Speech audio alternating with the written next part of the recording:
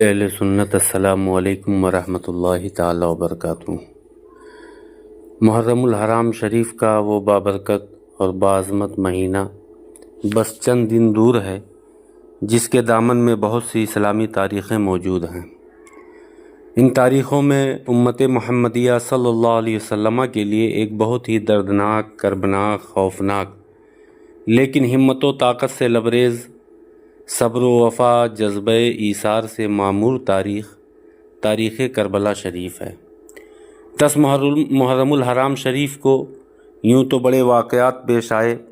مثال کے طور پر جو تاریخوں میں مختلف روایات کے اعتبار سے ملتا ہے کہ حضرت آدم علیہ نبینا علیہ السلام کی پیدائش و توبہ کا قبول ہونا،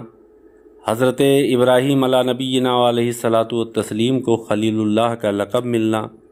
حضرت موسیٰ کی قوم بنی اسرائیل کو فرعون کے ظلم و ستم سے آزادی کا ملنا، حضرت یونس کا مچھلی کے پیٹ سے باہر آنا، حضرت عیسیٰ علیہ نبینا و علیہم السلام کا آسمان کی جانب اٹھایا جانا، ابرہہ کے لشکر پہ ابابیل کے جھنڈ کا حملہ آور ہونا وغیرہ ذالک یہ سب کام 10 محرم الحرام شریف یعنی یوم عاشورہ کو وقوع پذیر ہوئے۔ لیکن ہم غلامان مصطفیٰ صلی اللہ علیہ وسلم و عشاقان اہل بیت نبوت کے لیے کربلا کی سرزمین پر نواسہ رسول، جگر گوشہ بطول، شہزادہ حیدر کرار،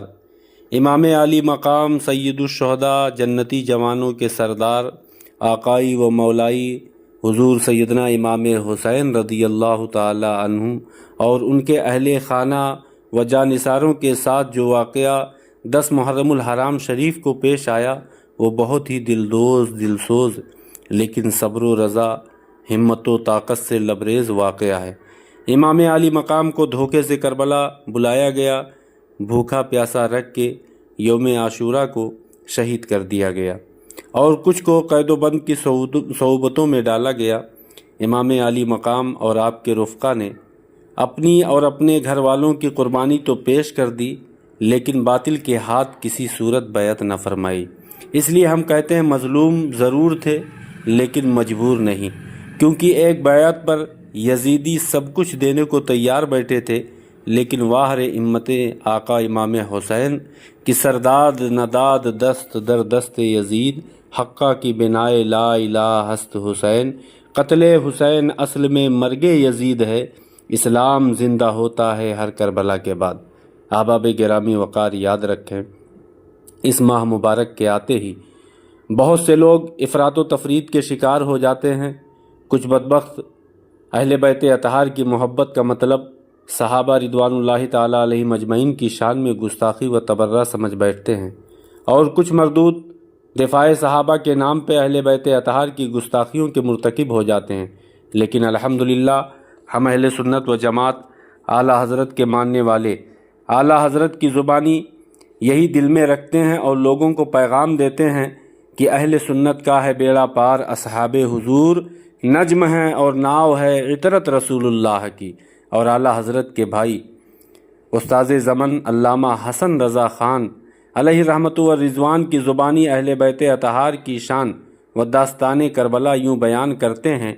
کہ باغ جنت کے ہیں بہر مدح خان اہل بیت، تم کو مژدہ نار کا اے دشمنان اہل بیت، کس زباں سے ہو بیان عز و شان اہل بیت، مدح گوئے مصطفیٰ ہے مدح خان اہل بیت، ان کی پاکی کا خدائے پاک کرتا ہے بیاں، آیے تطہیر سے ظاہر ہے شان اہل بیت، اور رزم کا میدان بنا ہے جلوہ گاہ حسن و عشق، کربلا میں ہو رہا ہے امتحان اہل بیت، کس شقی کی ہے حکومت، ہائے کیا اندھیر ہے، دن دہاڑے لٹ رہا ہے خاندان اہل بیت، اور گھر لٹانا جان دینا کوئی تجھ سے سیکھ جائے،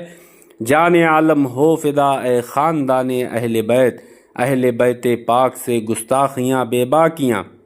لعنت اللہ علیکم دشمنان اہل بیت، بے ادب گستاخ فرقے کو سنا دے اے حسن، یوں کہا کرتے ہیں سنی داستان اہل بیت۔ اس لیے یاد رکھیں واقع کربلا بزدلی و مجبوری کا نام نہیں بلکہ صبر و وفا، ایفائے عہد شریعت مطہرہ کے پاس و لحاظ کی اعلیٰ مثال ہے۔ لہٰذا من گھڑت واقعات،